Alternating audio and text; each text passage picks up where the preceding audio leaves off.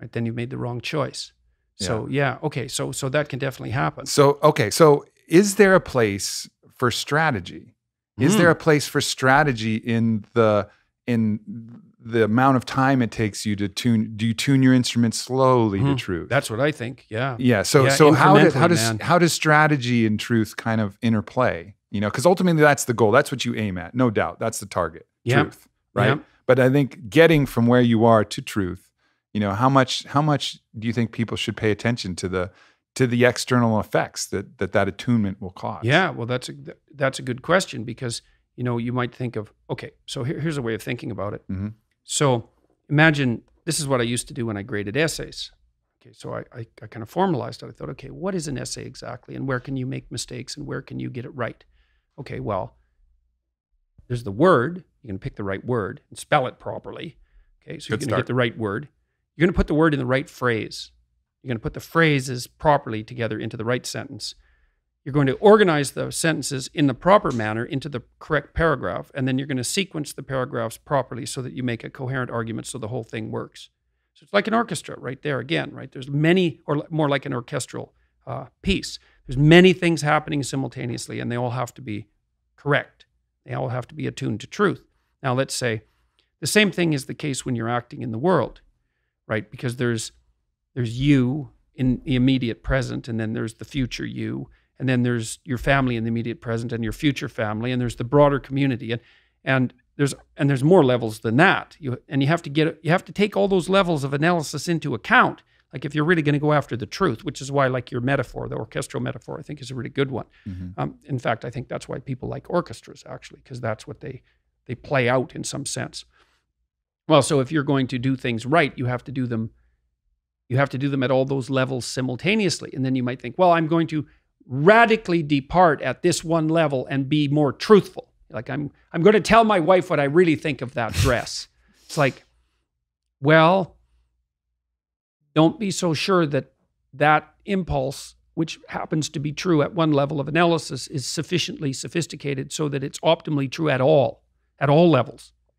That's the white lie problem, right? Sometimes you say, well, I needed to bend the truth a little bit so that I didn't hurt someone worse at a more important level of analysis. It's like, well, sometimes you find yourself in a situation like that. I would say that you should strive not to find yourself in situations like that. It's probably already too late. Typically, you anticipate that there's going to be more of a problem with telling the truth than there actually is. Mm-hmm. Usually the orchestra, even if it goes out of balance, and I've had this experience actually since reading your book, you know, and really looking at that, you know, there was one area where I was kind of operating with a lie of omission. Mm-hmm. Yeah. The question hadn't been asked. Yeah. My answer hadn't been told. And I knew, and this was actually last night. Yeah. And so last night, and I'm reading this, I'm trying to come into this with as clear a heart as possible. Yeah. And I'm just finished listening to all your podcasts, reading your book. And I knew there was something that was unexpressed. And I knew that for some time, I didn't know how much time, that would throw the little duet that we were having out into chaos for a while. Yeah. But I just had this faith that, all right, it's going to go out into chaos, but ultimately the harmony that will come will win the day because I won't have that little bug. Well, that is faith in truth, I would say. Is that, yeah. But that I think that's exactly right. But I also think that it's importantly separate from the strategic problem. Like I've had people write me and say, here's some things that are happening at work that I really can't tolerate. Should I quit my job? It's like, well, let's not rush into that as a solution, because first of all, what makes you think that you've lived your life carefully enough so that you get to quit your job? Right? Because, well, do you have people depending on you?